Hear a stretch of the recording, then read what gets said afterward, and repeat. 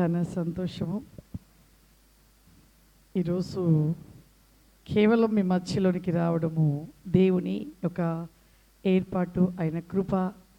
మీ యొక్క తల్లిదండ్రులైన ప్రసవేదన కలిగిన కన్నీటి ప్రార్థనే ప్రభు నడిపించారు. హల్లెలూయా, హల్లెలూయా. నిజంగా నాకు దేవుడిచ్చిన సహోదరి. ఎందుకంటే ఈ లోక సంబంధమైన శరీరపు సంబంధమైన బంధం కాదు, ఆత్మ సంబంధం, పరలోకపు అనుభవం కలిగిన ఆత్మ సంబంధము కలిగిన ప్రేమ. ఆ ప్రేమ ఎప్పటికీ ఏనాటికి విడనాడదు, చివరి శ్వాస వరకు నిలిచి ఉండేది ఆ ప్రేమే. హల్లెలూయా. ఆ ప్రేమే కావాలి మన అందరికీ. ఆ ప్రేమ లేకనే ఈ రోజులలో అందరిలో కక్షలు, కోపాలు, పగలు, ఈర్ష్యలు ఇటువంటివన్నీ కూడా పరిగెడుతూ ఉన్నవి.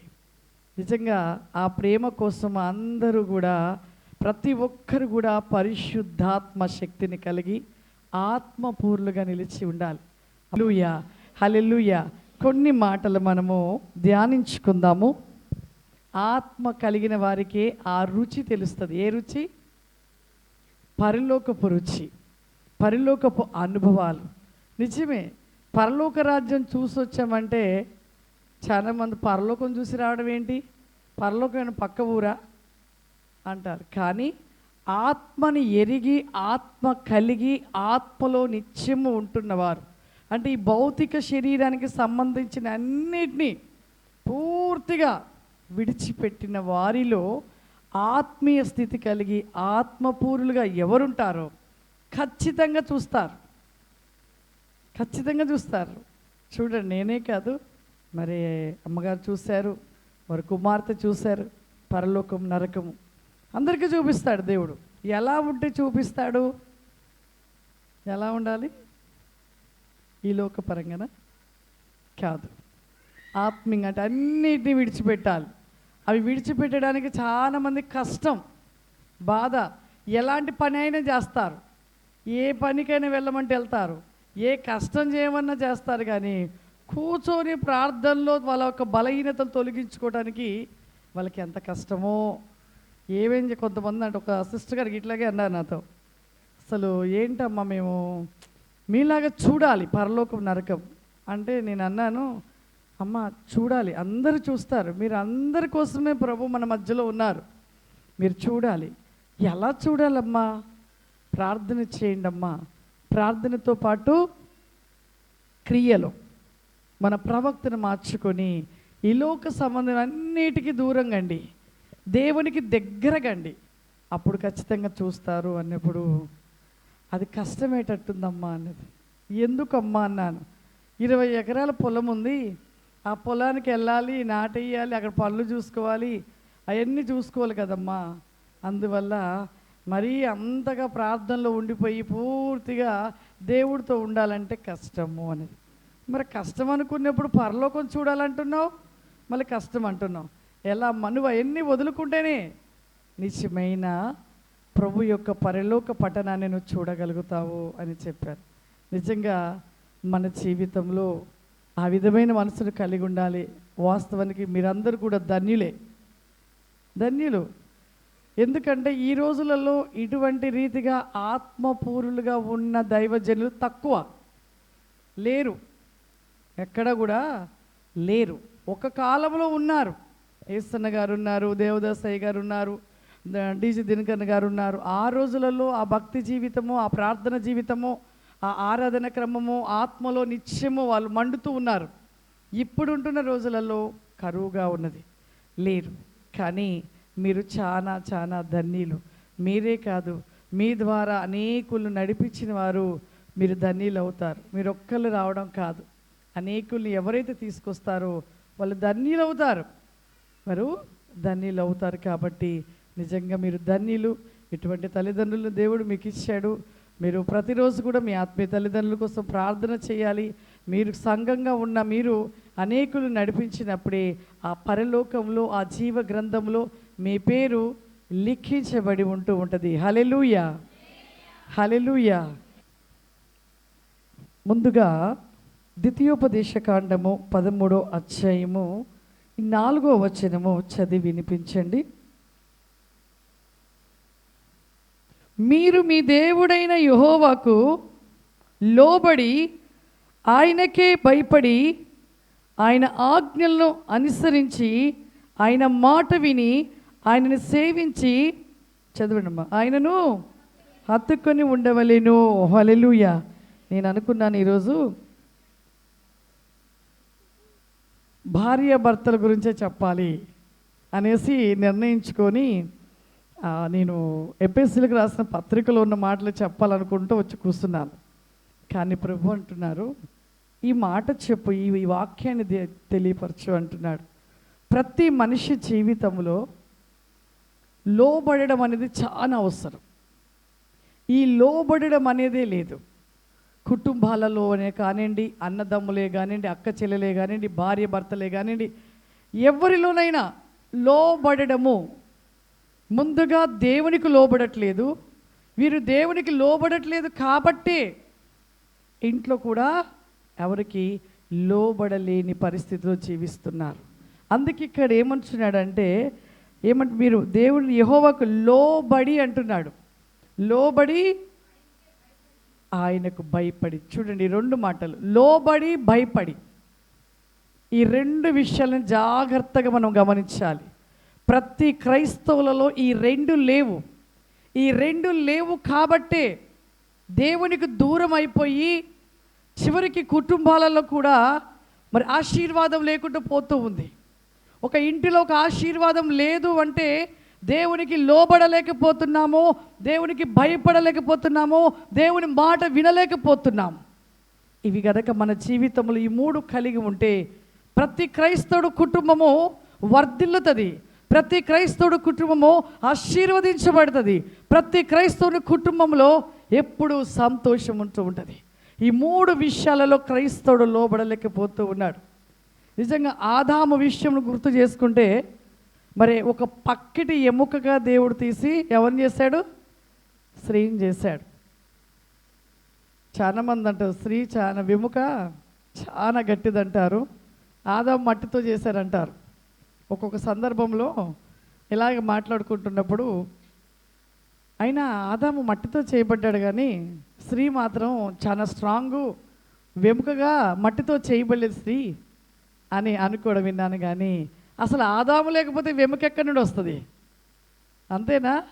ఆ మట్టిలో నుండి ఆదామును తయారు చేయకపోతే అసలు వెముక ఎక్కడిది? అది ఆలోచించాలి. చాలామంది ఒక సమయాన్ని బట్టి ఒక్కొక్కసారి ఈ యొక్క ప్రశ్న వచ్చినప్పుడు మేము అనుకున్నప్పుడు అసలు ఆదాము లేకపోతే ఈ వెముక ఎక్కడి నుండి వస్తుంది? ఆదాము ఉంటేనే వెముక అనేది ఆలోచిస్తాం అని అనుకుంటూ ఉంటాం. నిజమే, ఒక పక్కిటి ఎముకని ఆదాముకు ప్రక్కన సాటి అయిన సహాయంగా ఎప్పుడు ఒక తోడుగా ఉండటం కోసం దేవుడు ఒక ప్రత్యేకంగా ఆయన వెముకను తీసి ఏర్పాటు చేశాడు. అంటే వారి ఇరువురు కూడా ఏక శరీరమై ఉండగా వారి జీవితం ఎలా ఉండాలంటే ఎప్పటికి కూడా ఒకే మనసు అయి ఉండాలి.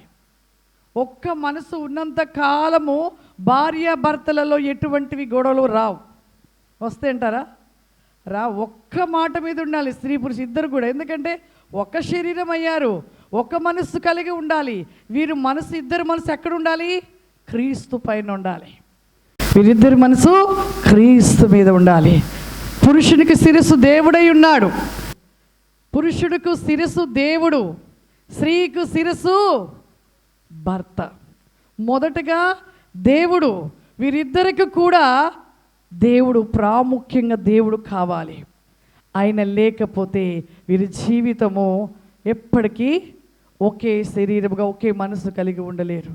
కానీ ఇప్పుడు ఈ ఒక్క మనసు వీళ్ళిద్దరు అయ్యి ప్రభు సన్నిధానంలో ఒక మనసుతోని ఉంటేనే అక్కడ వారి జీవితంలో సాతానుకు ప్రవేశం ఉండదు.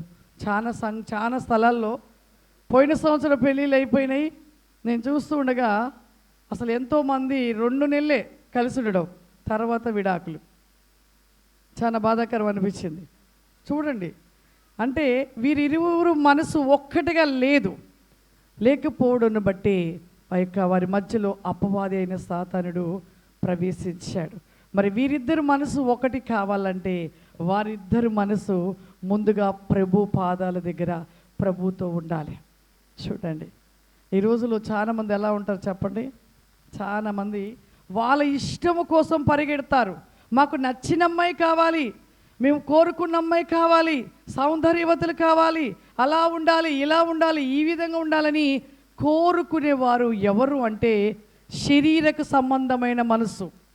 ఆత్మ సంబంధమైన మనసు ఏం కోరుకుంటుందంటే దేవుని చిత్తాన్ని కోరుకుంటుంది, దేవుని చిత్త ప్రకారంగా నడవాలని ఆశపడుతూ ఉంటుంది. ఆత్మ సంబంధమైన మనస్సు. హల్లెలూయా.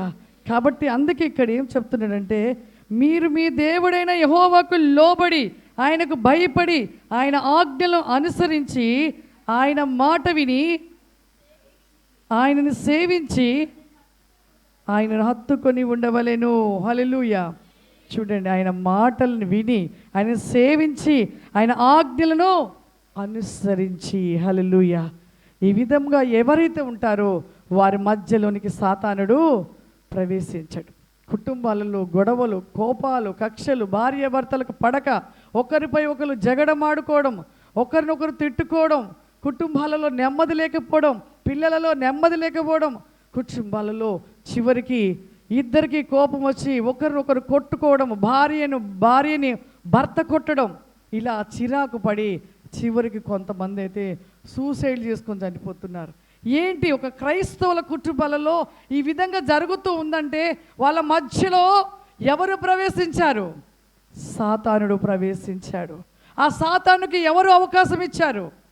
కేవలము ఇరువురు, భార్య లేకపోతే భర్త, ఈ ఇరువురిని బట్టే ఆ సాతానుడు ప్రవేశించి వారిద్దరిలో ఒక జగడం అనేది పెడుతూ ఉంటాడు. వానికి సమయం, వానికి మన మధ్యలోనికి రానివ్వకుండా నువ్వు ఇద్దరు కలిసి ఉండాలంటే, ఇద్దరు ఉండాలి అంటే మీ ఇద్దరి జీవితంలో ఒక్క మాట, ఒక్క మనసు అయి ఉండాలి. ఏక శరీరం అంటాడు. చూడండి, అవ్వ వెళ్ళి ఆ పండు తినవద్దు అన్న పండు తీసుకొచ్చి అక్కడ ఆదాముకి ఇచ్చేసింది. అది నేను అనుకుంటాను, ఒకవేళ అవ్వ అక్కడ సాతాను చెప్పినప్పుడు సరేలే అని చెప్పి వచ్చి ఆదాముతో చెప్పి, పలాని సర్పము నన్ను ఇలా పండు తినమంటుంది, మరి తినాలా తినొద్దా అని అవ్వొచ్చి ఆదాముతో చెప్తే బాగుండేమనిపించింది. కానీ అవ్వేం చేసేసింది? తన సొంత నిర్ణయం తీసేసుకుంది. అక్కడ నిర్ణయం, చాలామంది లేడీస్ ఇలాగ నిర్ణయం తీసుకుంటారు. ఇంట్లో భర్తకు లోబడ్డ ఉండదు, భర్తకు చెప్పేది ఉండదు, భర్తకి ఏ మాట చెప్పరు, వాళ్ళు ఇష్టమైన నిర్ణయాలు తీసుకుంటారు. ఇక్కడ అవ్వ కూడా ఆ పండు విషయంలో అదే చేసింది. ఒకవేళ సర్పం వచ్చి చెప్పింది అనుకోండి, ఈ అవ్వ వెళ్ళిపోయి ఆదాముకు చెప్పి మరి ఇలాంటి పండు తినొస్తే ఇలా జరుగుతుందంట అనేసి అవ్వ చెప్పేది ఉంటే మరి ఆదాము ఏం చెప్పేవాడు? చేయకుండా పోయింది, ఏమో తినేసింది, తెచ్చింది, నువ్వు కూడా తినేసి పెట్టేసింది. చూడండి, నిర్ణయాలు చాలామంది ఇష్టానుసారం. భర్త కూడా భార్యకు తెలియకుండా నిర్ణయం తీసుకుంటాడు, భార్య కూడా భర్తకు తెలియకుండా నిర్ణయం తీసుకుంటారు. ఈ నిర్ణయాల కాడే వచ్చేస్తూ ఉంటుంది గొడవ. ఈ ఇద్దరు నిర్ణయాలు వేరుగా పోయి చివరికి ఎక్కడ తీసుకొస్తుందంటే గొడవకు తీసుకొచ్చేస్తుంది. ఈ గొడవ కాస్త పెద్దదైపోతుంది. ఈ పెద్దదై ఇక్కడ వాళ్ళలో ఒక నెమ్మది ఉండదు, సమాధానం ఉండదు, ఇక అక్కడ కొట్లాట. చూడండి, సాతాను ఏ విధంగా జీవితాలలోకి ప్రవేశిస్తూ ఉందో. ఒకరిని ఒకరు అర్థం చేసుకోకపోవడం బట్టే, లోబడకపోవడం బట్టే. లోబడడం అనేది చాలా చాలా అవసరం. స్త్రీ భర్తకి లోబడాలి, పురుషుడు భార్యని ఎప్పుడు ప్రేమిస్తూ ఉండాలి. ఇవి రెండు ఏకమైతే ఖచ్చితంగా వారి జీవితంలోనికి సాతాను ప్రవేశించడు. ఆమె లోబడాలి, తను ప్రేమించాలి, ఇరువురు కలిసి దేవుణ్ణి ప్రేమించాలి, దేవునికి లోబడాలి. ఇవి చేసినప్పుడు ఖచ్చితంగా వారి జీవితంలో ఆశీర్వాదం నిలిచి ఉంటూ ఉంటుంది. అర్థం చేసుకోవాలి. భార్య చెప్పినప్పుడు భర్త కూడా విని ఆ మాటలలో ఏంటని అర్థం చేసుకోవాలి. ఆ మాటలలో ఏమైనా తనకు నచ్చనివి ఏమన్నా ఉన్నప్పుడు తన భార్యని తనను ప్రేమతో చెప్పాలి. అప్పుడు ఆమె ఖచ్చితంగా ఒప్పుకుంటుంది. అందుకే భర్త తన శరీరాన్ని ఎలా ప్రేమిస్తాడో భార్యను కూడా అలా ప్రేమించాలని వాక్యంలో రాయబడి ఉన్నది. భార్య భర్తకి లోబడాలి. ఈమె లోబడినప్పుడు భర్త భార్యను కూడా అలా ప్రేమించాలి. ఎలా ఎంత ప్రేమ చూపించినప్పుడు ఆడవాళ్ళు ఒట్టిగే కూలైపోతారు, ఒట్టిగే కూలవుతారు ఆడవాళ్ళు. స్త్రీలకు ఉన్న ఒక బలహీనత ఏంటంటే భర్త కాస్త ప్రేమిస్తే భార్యలు ఇంకా అసలు ఆకర్షణకు రెక్కలు వచ్చేస్తూ ఉంటాయి. వాళ్ళు కోరుకునేది, ఆడవాళ్ళు కోరుకునేది ఒక్కటే, ప్రేమ. భర్త నుండి ఆశపడేది స్త్రీ ప్రేమ. భర్త ప్రేమని కోరుకుంటుంది. ఆస్తి, అంతస్తు, డబ్బు, కోట్లు కావాలని స్త్రీలు ఎప్పుడు కోరుకోరు. కోరుకునేది ఒక్కటి, ప్రేమ చూపించాలి అని చూస్తారు. ఆ ప్రేమ భర్త చూపిస్తే వాళ్ళు ఏమైనా చేస్తారు ఇంట్లో. ఇంకా భర్తని సింహాసనం మీద కూర్చోబెట్టేస్తారు, చక్కగా చూసుకుంటారు. కానీ ఆ ప్రేమ స్త్రీకి దొరకనప్పుడు ఆమె దుఃఖము చాలా బాధ, చెప్పలేని బాధగా ఉంటుంది. అప్పుడే ఆ కుటుంబంలో పరిగెడతా ఉంటాయి గొడవలు. భర్త ప్రేమించినప్పుడే ఆ కుటుంబంలో పరిగెడుతూ ఉంటాయి గొడవలు. భార్య కూడా కొన్ని సందర్భంలో భర్త చెప్పిన మాట వ్యతిరేకించకుండా లోబడినప్పుడు తనలో కూడా ఒక ఇష్టం పుడుతూ ఉంటుంది. నా భార్య ఎంత మంచిదో, నేను ఏ మాట చెప్పినా ఆ మాటకి లోబడుతుంది, వింటుందని భర్తకంట ఎంత ప్రేమ వచ్చేస్తూ ఉంటుందంట. ఇంకా భార్య వినినప్పుడు భర్త కూడా చిరాకు వచ్చేస్తూ ఉంటుంది. అందుకే ప్రభు అంటున్నాడు, లోబడము స్త్రీ ధర్మం, ప్రేమించడము భర్త యొక్క విధి. ఈ రెండు విషయాలలో వాళ్ళు కరెక్ట్గా వాళ్ళ జీవితంలో ముందుకు సాగుతూ ఉంటే ఖచ్చితంగా ఇంకొక వ్యక్తి వచ్చిన ఎంటర్ అవ్వాలనుకున్న ఎంటర్ కాలేరు. ఎందుకంటే వీరి మనసు ఆ విధంగా ఒక్క మనసు అయి ఉండాలి. ఈ మనసు కావాలి అంటే ఒకటైతే చెయ్యాలి. ఒక్క మనసు అయి ఉండాలి అంటే మీరిద్దరూ ఒక శరీరము, ఒక మనసు. మీ ఇద్దరు మనసు ఎక్కడుండాలి? యేసయ్యతో ఉండాలి. యేసయ్యతో ఉంటే ఇంకా మీకు అసలు ఏ గొడవలు, పక్కింటి వాళ్ళు ఏ చెప్పినా మీరు వినలేరు. మీ మనసు చెప్తుంది అది తప్పు, వాళ్ళు చెప్పేది అబద్ధం అని చెప్పేస్తుంటుంది. మిమ్మల్ని విడగొట్టాలని ఏమైనా ప్లాన్లు చేసినా ఎవరైనా అవి జరగనివ్వడు దేవుడు. ఎందుకంటే దేవుని చేతిలో ఉన్నారు, ఆయన అరిచేతిలో చెక్కబడి ఉన్నారు. మిమ్మల్ని విడగొట్టడానికి ఎవ్వరి తరము కాదు, ఎవ్వరి తరము కాదు. ఎప్పుడు అంటే మీరు బలంగా దేవునితో ఉన్నప్పుడు, బలంగా మీ ఇద్దరి మనసు దేవునితో ఉన్నప్పుడు అపవాది ఎన్ని రకాల ప్రయత్నాలు చేసినా ఆ ప్రయత్నాలన్నీ కూడా విఫలమైపోతూ ఉంటాయి. ప్రియులారా, విఫలమైపోతూ ఉంటాయి. ఇప్పుడు ఈ గొడవలు, చికాకులు ఇవన్నీ జరిగేది ఎందుకు అంటే ప్రభువుతో ఉండలేని వారి జీవితంలోని ఎన్ని జరుగుతూ ఉంటాయి. ప్రార్థన చేసుకోరు, వాక్యం చదవరు, వారి మనసు ఒకటిగా దేవుని పాదాలు పట్టుకోరు. ఇక అప్పుడు సైతానికి అవకాశం దొరుకుతుందా? దొరకదా? చక్కగా దొరుకుతుంది. కాబట్టి ఆ అవకాశాన్ని మన కుటుంబంలోనికి, మనలోనికి తీసుకొని రానివ్వకుండా ఎప్పుడు ప్రభు సన్నిధి వెతికే వారి జీవితము వర్ధిల్లుతూ ఉంటుంది. హల్లెలూయా. కొంతమందికి ఎలా ఉంటారంటే భార్య పరిపూర్ణంగా ఉంటే భర్త వ్యతిరేకంగా ఉంటాడు. ఇంకా జయించాలంటే స్త్రీకి ఎంత కష్టం అంటే చాలా కష్టం. ఒకవేళ స్త్రీలు చాలా పరిపూర్ణంగా ప్రార్థన పరులుగా ఉన్నప్పుడు పురుషులు ఎక్కువగా ఉండలేరు. కష్టం పురుషులలో చాలా తక్కువ మంది. అదే ఒకవేళ పురుషుడు ప్రార్థన పరుడై ఉంటే స్త్రీ ప్రార్థన తక్కువగా ఉన్నా కూడా అక్కడ కూడా కొద్దిగా పర్వాలేదు, స్త్రీలు కొద్దిగా పర్లేదు. కానీ పురుషులు మారాలి అంటే మరి ఇక స్త్రీ యొక్క త్యాగం ఎలా ఉండాలంటే బలమైన ప్రార్థన పరురాలుగా ఉండాలి. మా యొక్క జీవితంలో కూడా నేను ఒక అన్ని కుటుంబం నుండి వచ్చాను. మా వారు క్రైస్తవ కుటుంబం, క్రిస్టియన్స్గా ఉన్నారు, వాళ్ళు దేవుని నమ్ముకున్నారు. నేను ఎలా అంటే మాది విగ్రహాధన, లేస్తే పూజలు పూజలు పూజలు. అసలు యేసు ప్రభు నమ్మిన వాళ్ళంటే నాకు ఎక్కడ లేని కోపం, చాలా కోపం అనమాట. యేసు ప్రభువుని ఎవరైనా నమ్మిన వాళ్ళు చూస్తే మాత్రం వాళ్ళని దూషిస్తూ ఉండేదాన్ని. అంత భయంకరమైన వ్యతిరేకం కలిగిన కుటుంబం మా యొక్క తల్లిదండ్రుల కుటుంబం. చూడండి మాకు మా కుటుంబానికి క్రిస్టియన్ సంబంధమే వచ్చింది. ఆ క్రిస్టియన్ సంబంధం వచ్చినప్పుడు మా అమ్మ వాళ్ళకి రెండు మనసులు కొట్టుకుంటున్నాయి. అంటే ఒక విధంగా ఏమో జాబ్ ఉంది, కానిస్టేబుల్ కదా, మంచి ఉద్యోగస్తుడు, చాలా తగ్గింపు పలిగిన కుటుంబము, ఇస్తే బాగుంటుంది అని ఒక మనసు. ఒక మనసు ఏమో క్రైస్తవులు అంటే పడదు కదా, మరి క్రైస్తవులు అంటేనే మాకు అసలు విరోధం. మరి ఒక పక్క చూస్తేనేమో వీళ్ళేమో యేసు ప్రభు నమ్మినోళ్ళు కదా. కానీ ఆలోచించి ఏదేమైనా ఒక మాట వాళ్ళని అడుగుదాం. మా అమ్మాయి మీ ఇంటికి వస్తే విగ్రహాధన పూజలు చేస్తుంది, మీకు ఇష్టమేనా? అలా ఇష్టమైతే మేము ఓకే అవుతామన్నారు. మా హస్బెండ్ వాళ్ళు నులివెచ్చిన జీవితం, అంటే పరిపూర్ణులు కాదు క్రైస్తవులు. ఇక వాళ్ళు ఏమనుకున్నారు, వాళ్ళ పరిస్థితి అమ్మాయి మంచిగా ఉంది, మనకి ఆ అమ్మాయి ఎట్లా ఏ పూజ చేసుకుంటే మనకెందుకు, అమ్మాయి అయితే చాలా బాగుంది, మనం ఒప్పేసుకుందామని వాళ్ళు అనుకుని వాళ్ళు అన్నారు, మీ పూజలు మీ పాపని చేసుకోమని చెప్పండి, మేము అభ్యంతరపరచం. మా ఇంట్లో విగ్రహం తెచ్చిపెట్టినా మేము అభ్యంతరపరచం, మేమైతే ఇష్టపడుతున్నాం అన్నారు. సరే మా అమ్మ వాళ్ళు ఏమన్నారంటే, సరే వాళ్ళు ఇష్టపడుతున్నారు కదా, మన పూజలు చేసుకుంటారు కదా. మా అమ్మగారు ఒకసారి నాతో అన్నారు, నేను చాలాసార్లు సాక్ష్యంలో నేను చెప్పలేదు, అమ్మ నువ్వు అక్కడికి వెళ్తావు కదా, వెళ్ళాక అసలు వాళ్ళ కుటుంబం అంతా విగ్రహాలకు నడిపించాలి, నువ్వు ఎల్లకి నడిపించాలి, విగ్రహాదులకు నడిపించాలి. మా అమ్మగారు అంటారు, నిజమే అమ్మ, ఎలా అయినా ఆ యేసు ప్రభుని నమ్ముకున్నారు కదా, ఎట్లయినా వాళ్ళ ఇంట్లో పూజలు చేసి మా వారిని కూడా విగ్రహాలు చేపించేయాలి అనే ఆలోచన ఉండేది నా మనసులో అప్పుడు. ఇక అలా సరే వాళ్ళకి ఇష్టమైంది, మాకు ఇష్టమయ్యి ఓకే చేశారు. మ్యారేజ్ అయిపోయింది. మ్యారేజ్ అయిపోయాక నన్ను ఒకసారి మందిరానికి తీసుకెళ్తే నాకు అంటే భర్తకు లోబడాలి కదా, మరి మనం ఖచ్చితంగా మరి ఆయన పూజ చేసినప్పుడు ఖచ్చితంగా లోబడాలి కదా అనేసి ఇక నేను తనతో పాటు మందిరానికి వెళ్ళాను.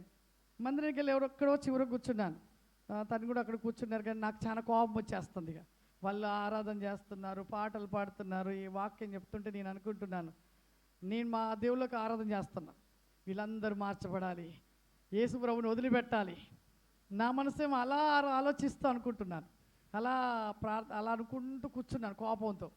ఇక తర్వాతకి అలా నా జీవితంలో నేను విగ్రహాలు చేస్తూనే ఉన్నాను. అలా నాకు 2 కొడుకులు పుట్టారు. మొదటి కొడుకు మంచిగా పుట్టాడు, రెండో కొడుకు వస్తేగా పుట్టు గుడ్డివాడు, స్పర్శ లేని బిడ్డ, కదలిక లేని బిడ్డ, ఒక శ్వాస పీల్చే బిడ్డని పుట్టాడు. ఇంకా ఆ బిడ్డను బట్టి ఎక్కడెక్కడో తిరిగాం, ఎన్నో స్థలాలు తిరిగాం, తిరగలేని స్థలాలు లేవు. హైదరాబాద్లో ఉన్న హాస్పిటల్ అన్నీ తిరిగాం. వాళ్ళు ఒకటే చెప్పారు, ఈ పిల్లోడు బ్రతకడు, చనిపోతాడు, ఏదో కాస్త ప్రాణం డుక్కుంది, ఈ అబ్బాయి ఎప్పటికైనా చనిపోతాడు అని ప్రతి ఒక్కరి నోట అలాగే విన్నాను. కానీ ఎన్నో నోములు చేశాను. నిజంగా మా వారు ఏనాడు కూడా నన్ను అభ్యంతరపరచలేదు. నేను విగ్రహాలు చేస్తున్నా కూడా తను నన్ను ఏ రోజు అభ్యంతరపరచలేదు. అలా చేస్తూ ఉన్నా కూడా తను ఏమనలేదు. కానీ చేసి అలసిపోయి హాస్పిటల్స్ తిరిగి అలసిపోయాం. ఆ టైంలోనే దేవుడు నన్ను పట్టుకోవడం జరిగింది.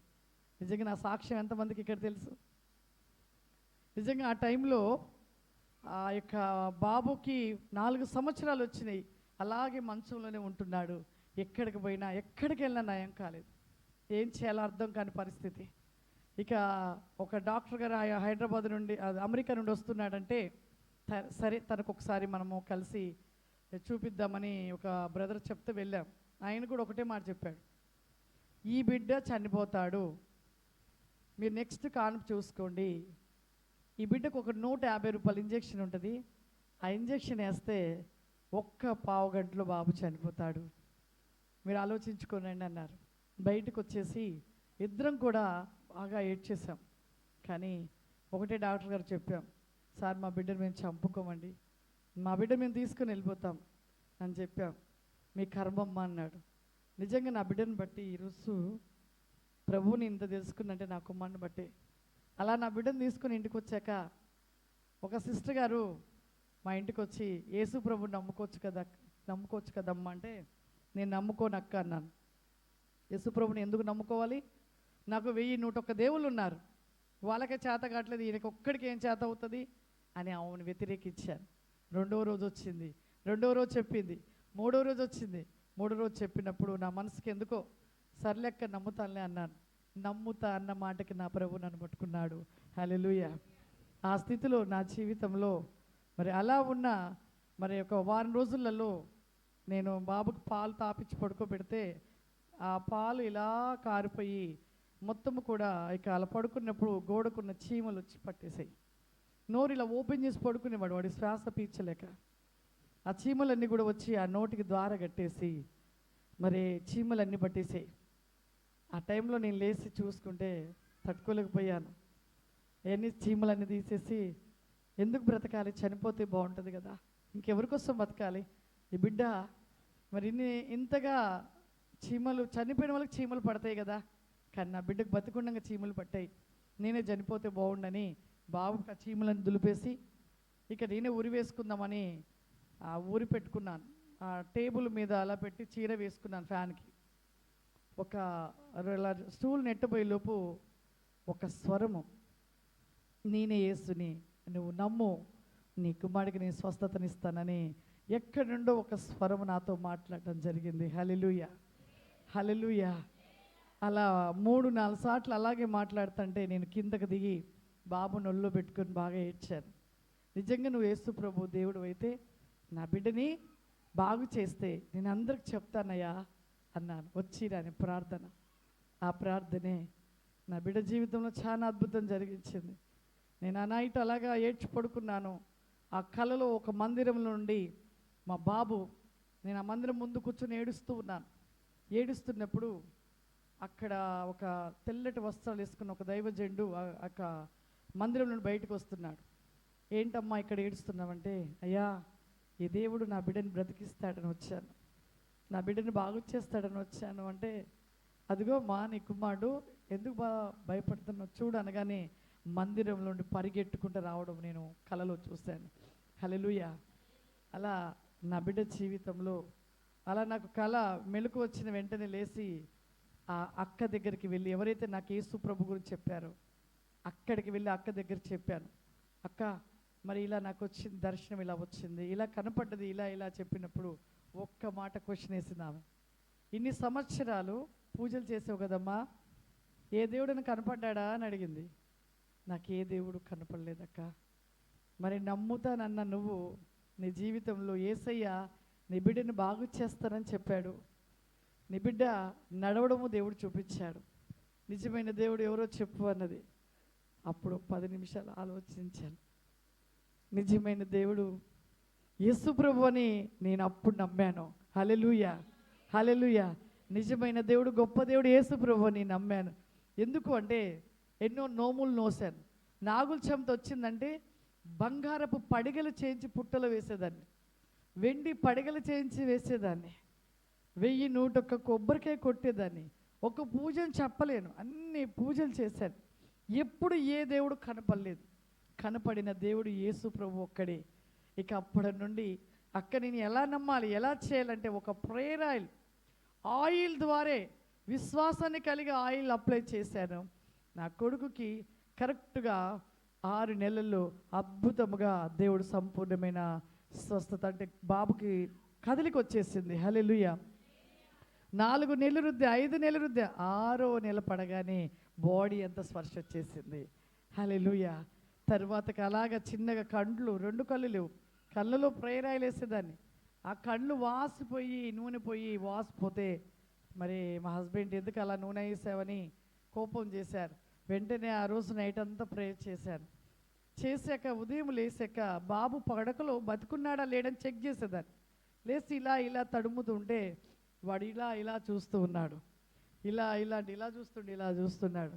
2 కండ్ల చూపు దేవుడిచ్చాడు. హల్లెలూయా. నిజంగా ఆ సమయంలో నేను ఇక బలముగా దేవుల్లో ఉండడం మొదలుపెట్టాను.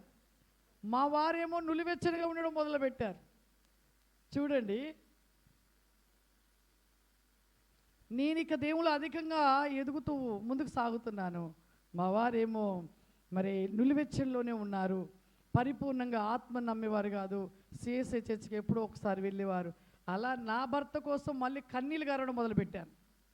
ఇప్పుడు నా కుమారుడు మంచిగా అయ్యాడు, ఇప్పుడు మళ్ళీ రివర్సు, నా భర్త మారాలి, నా భర్త పరిపూర్ణులుగా కావాలి అని ఆయన కోసము కన్నీరు కార్చాక దేవుడు నా భర్తను కూడా పరిపూర్ణంగా మార్చుకున్నాడు.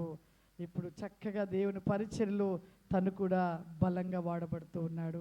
హల్లెలూయా, హల్లెలూయా. కుడి భుజంగా దేవుడు ఒక స్త్రీని వెముకను తీసి ఒక స్త్రీగా మరి ఒక పురుషునికి ఒక సహాయంగా ఇవ్వడం అనేది కేవలము భర్త కోసము భార్య కన్నీరు కారవాలి, భర్త మార్చబడుట కోసము, భర్త బయటికి వెళుతూ ఉన్నాడు, వస్తూ ఉన్నాడు, ఎక్కడికి వెళ్ళినా భార్య సహాయం అనే ఒక ప్రార్థన అనేది చాలా చాలా అవసరం, చాలా అవసరం. కాబట్టి ప్రతి ఒక్కరి విషయంలో కూడా మరి దేవుడు చెప్తున్న మాట లోబడాలి. చెప్పడమ్మా, భయపడాలి, లోబడాలి, ఆయన మాటల్ని అనుసరించాలి. ఇవి దేవునికి సంబంధమైనవి. దేవుడికి లోబడాలి, ఆయన మాట వినాలి, ఆయన అనుసరించాలి. హల్లెలూయా. స్త్రీ కూడా భర్తకి లోబడాలి, భర్తకి భయపడాలి కూడా, భర్త మాట వినాలి. భర్త ఒకవేళ మార్గాలు ఏమన్నా ఇదవుతున్నాయంటే భార్య ఖచ్చితంగా భర్త కోసం కన్నీటి ప్రార్థన చెయ్యాలి. భర్త కూడా భార్యను కూడా ప్రేమించాలి.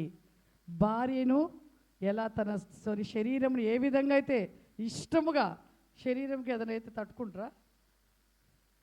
శరీరానికి ఏదైనా అయితే మంచి మంచి సోప్స్ వాడతారు, సెంట్ వాడతారు, శరీరాన్ని ఎంత జాగ్రత్తగా చూసుకుంటారంటే ఎప్పుడు యంగుగా ఉండాలనుకుంటారు కొంతమంది.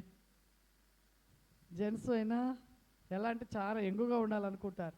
అంటే ఈ శరీరం మీద అంత ప్రేమ ఉంటుంది. కొంతమంది ఆడవాళ్ళకు కూడా ఉంటుంది, మగవాళ్ళకు కూడా ఆడవాళ్ళకు ఉంటుంది. మగవాళ్ళు ఎంతగా శరీరాన్ని ప్రేమిస్తారో భార్యని అదే విధంగా ప్రేమించాలని వాక్యంలో ఉంది. ప్రభు చెబుతున్న మాట ఈ మాట. కాబట్టి అంత ప్రేమ భార్య మీద చూపించాలి భర్త. అప్పుడే భార్య కూడా బహుగా సంతోషిస్తూ ఉంటుంది. హల్లెలూయా.